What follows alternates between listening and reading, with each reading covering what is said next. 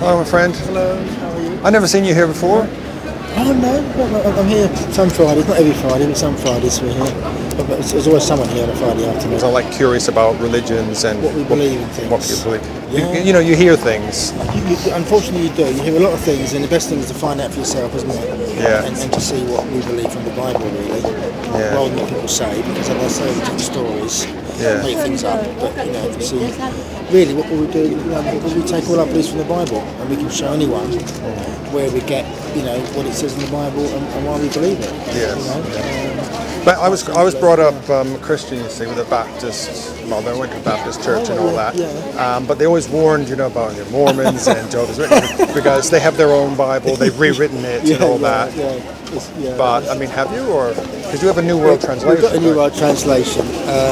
Funny enough, you should say that because when I first got called on, I got called on myself 15 years ago now. Yeah. And I felt the same way. I thought, they've got their own Bible. Yeah. I've not seen Jehovah before. They've made it up. It's the name they're giving it.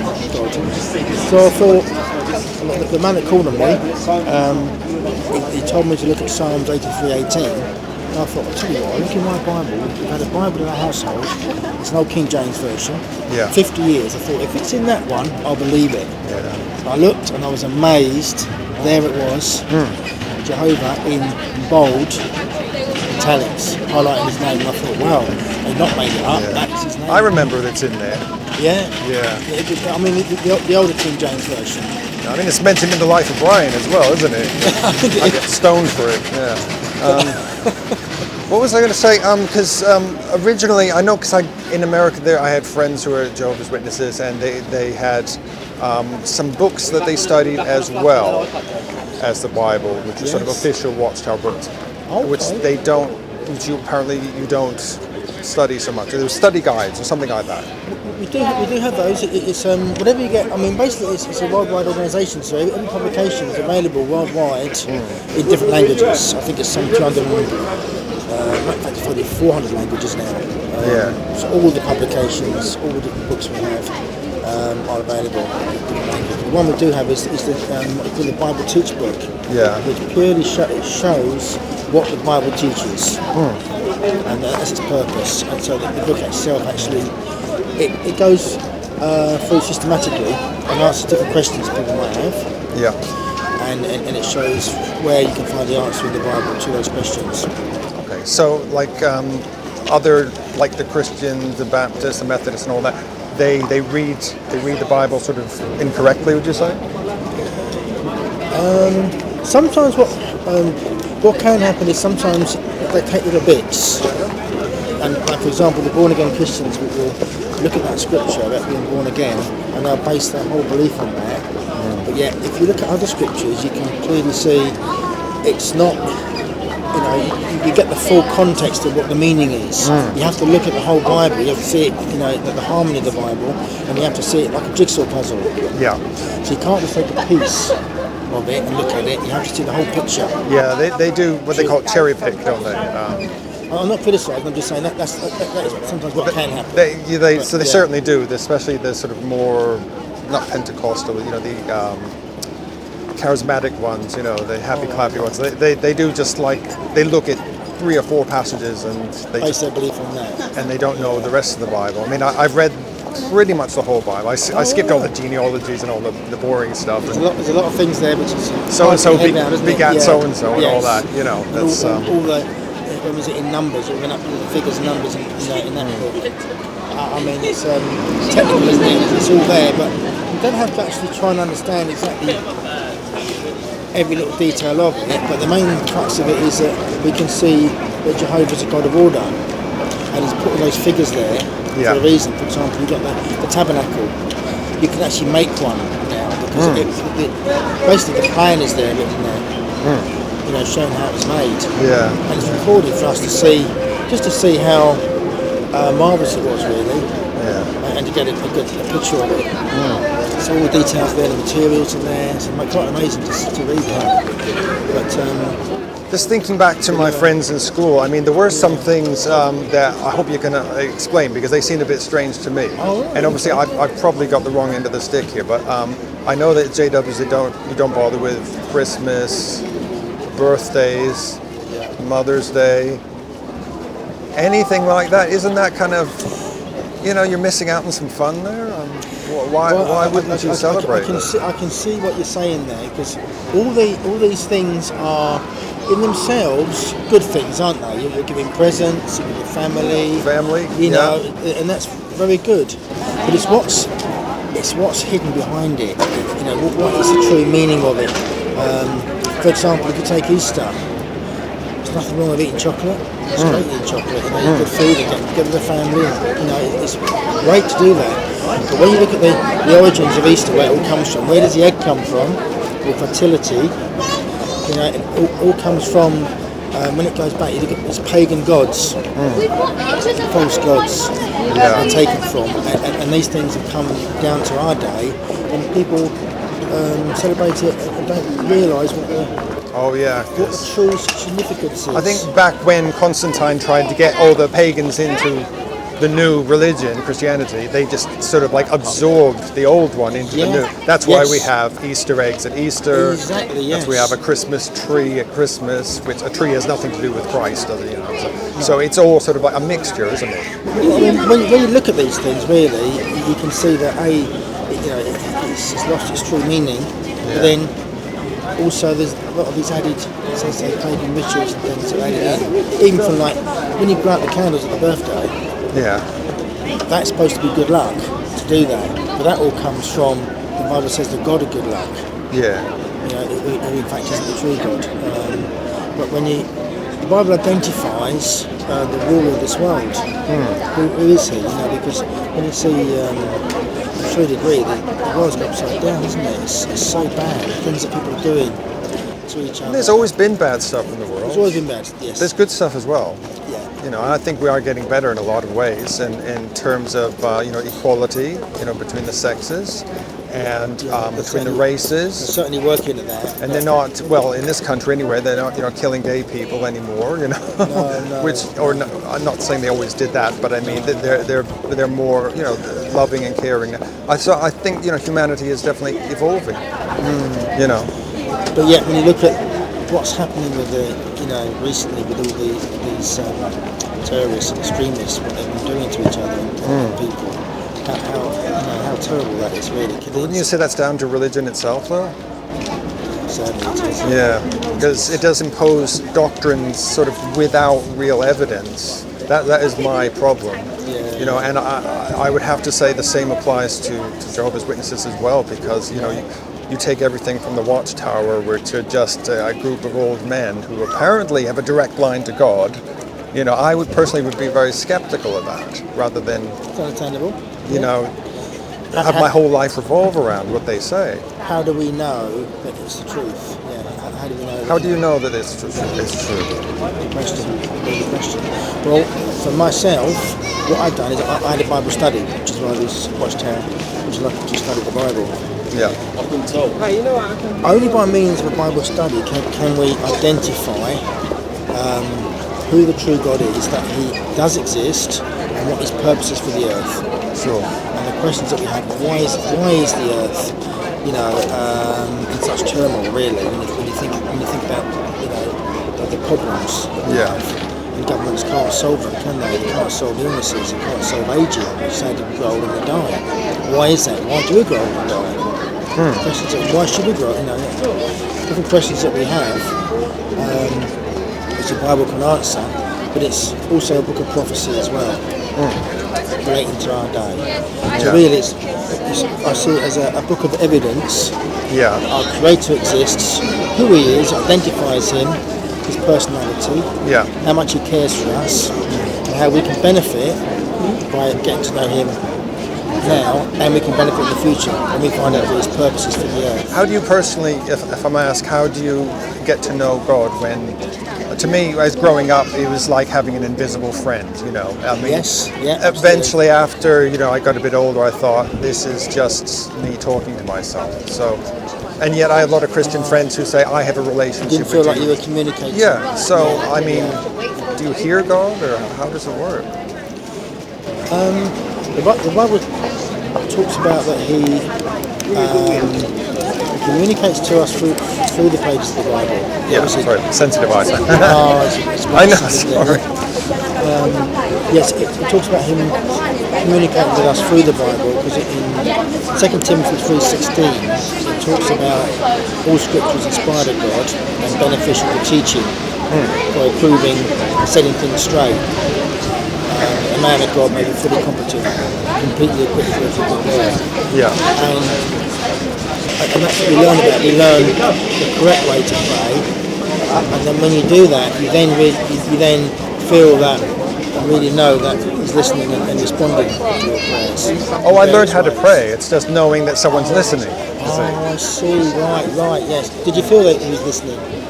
Well, you can convince yourself someone's listening. I'm sure all religions do that with their gods. That's true. They all say. That's very true. They all say, don't they? Well, Like I knew Allah was listening, or I knew Krishna was listening. I knew it was whatever other god there is out there, you know.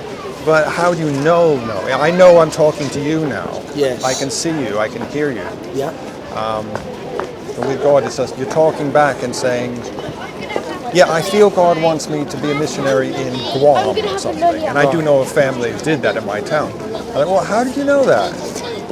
I mean, you just decided to do that? And uprooted your family and moved them to Guam. Yeah. You know. No, I don't. That's what I'm trying to find out, really.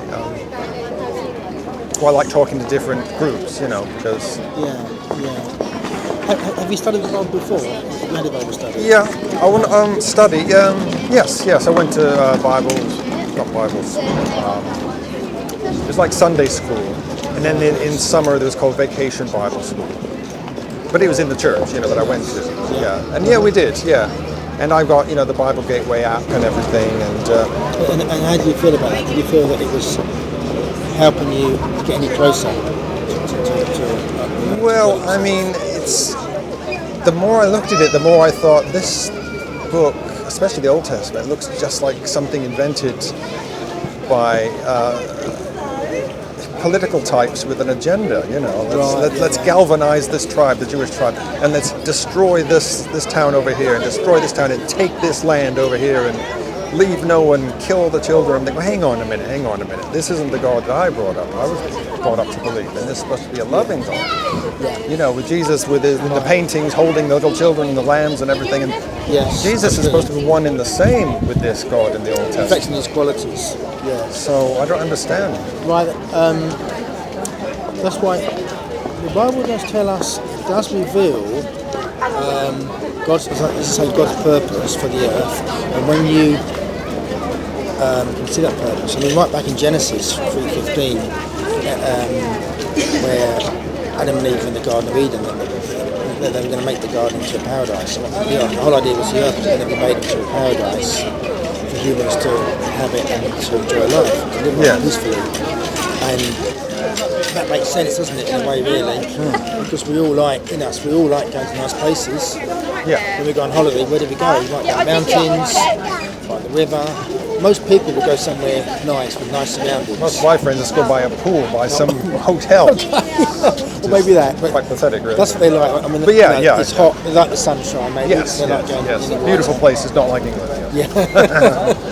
But generally speaking, we tend to choose. We want to choose somewhere. If we had a choice, if someone said to you, you can either go to Barbados or you can go to Bognor, you'd probably choose Barbados. Yeah, you can afford it. Yeah, definitely.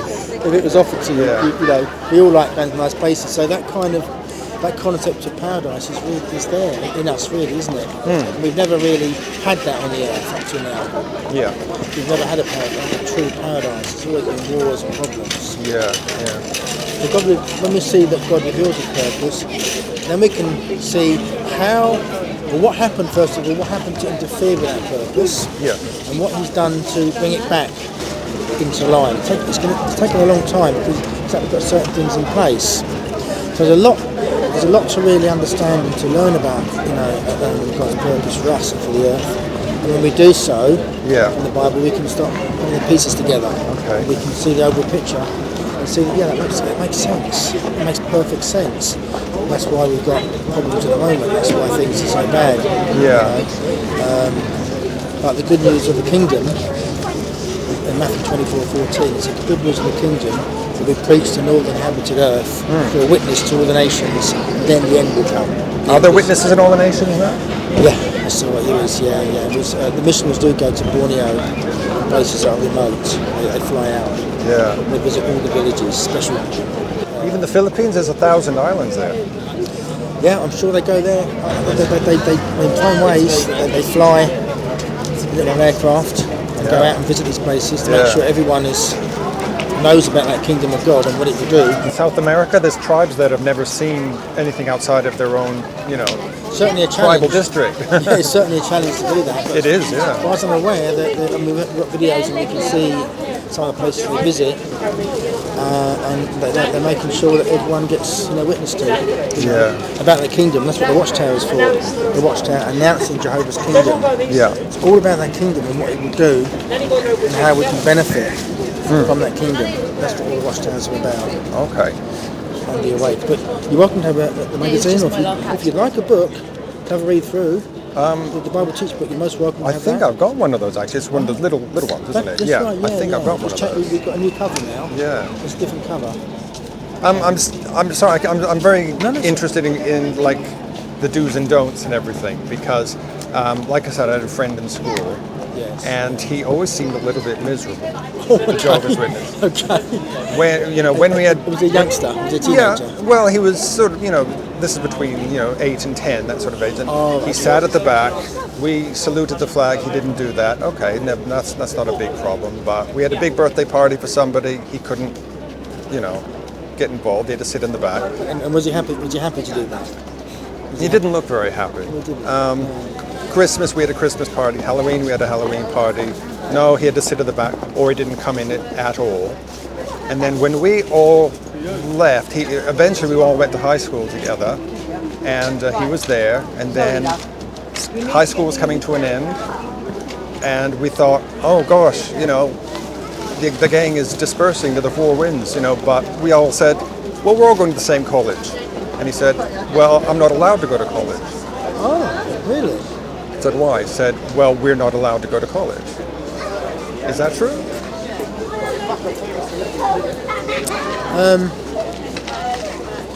No.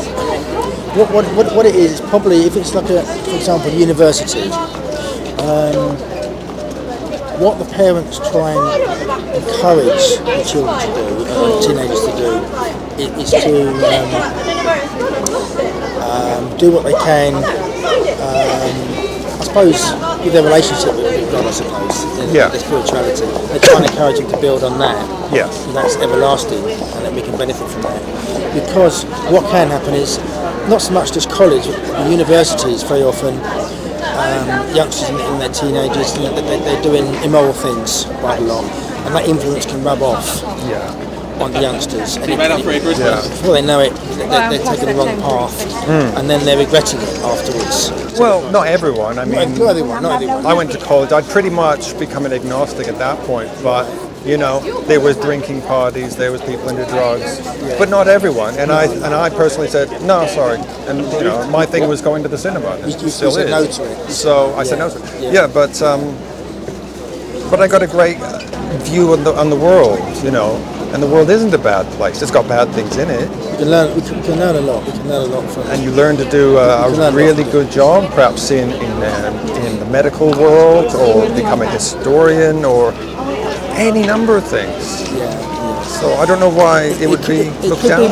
It could be with your friend. Sometimes what happens is, obviously the parents try to encourage them to do, to follow what they've been doing in their beliefs. And sometimes, obviously, at teenage years is different.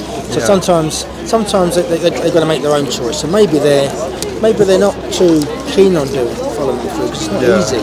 It's not easy to do that in a world where people appear to be having fun, drinking parties and so on. Not everyone, but I'm just saying it can happen. And it can be tempting to follow that line, but very often what can happen is, who knows what can happen if people get drunk with just silly things, don't they?